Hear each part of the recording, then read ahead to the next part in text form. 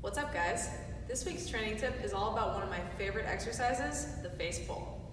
So I want to talk to you about why the face pull is so awesome, give you a few form tips, and tell you how to program it into your own workouts.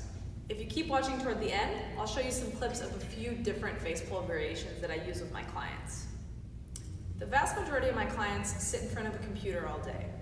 When we sit in front of a computer, we tend to end up in this forward head posture here. Our shoulders are rounded in, they're up towards our ears, our neck is forward. And if you spend a lot of time in this posture, not only are you going to have a weak upper back, but you could end up with neck pain, back pain, and shoulder pain, none of which we want. The face pull is a great exercise to build strength in the upper back. Those muscles are going to be responsible for keeping you in a more upright posture, keeping your shoulders and your neck where they should be, and avoiding some of that pesky pain. When we do a face pull, we want it to be a little bit higher pull than a row.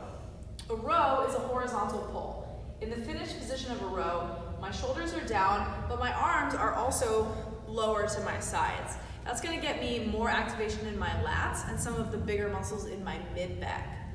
With a face pull, we want our arms to be closer to parallel with the floor. Now, depending on your mobility and any restrictions you have, you may not be able to get as high as I'm going to demonstrate. The key is to get as high as you can without shrugging your shoulders.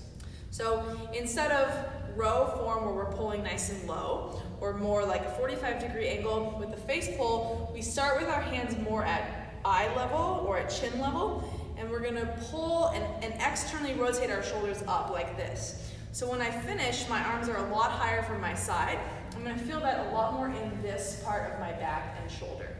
So if you look from the side, again, you're going to pull back. You're going to think about driving your elbows back behind you and squeezing your shoulder blades together behind your back. Other than shoulder shrugging, the most common form error I see with face pulls is people arching their back way too much. So if I was setting up here to do a cable face pull, let's say I had a rope here in my hands, and I do this as I face pull.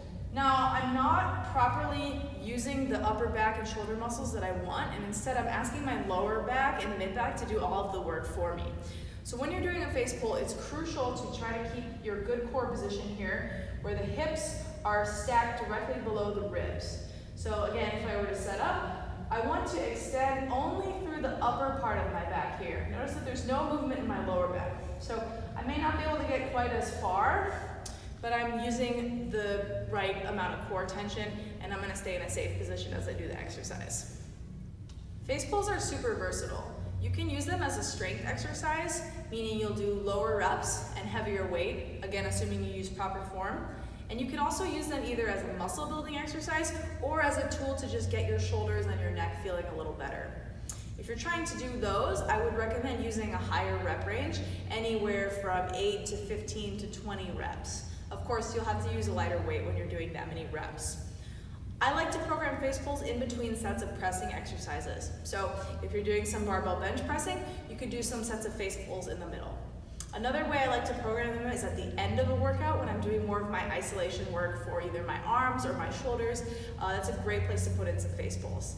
If you struggle with shoulder pain or you're just trying to pay more attention to this area in general, you could even throw some face pulls in your warm-up or earlier in the workout. I'm going to show you a band face pull variation. That's a great way to incorporate this earlier in the workout. Hopefully I've convinced you to add some face pulls to your workout. If you sit in front of a computer or you're just trying to improve your posture or feel better, the face pull is an awesome exercise.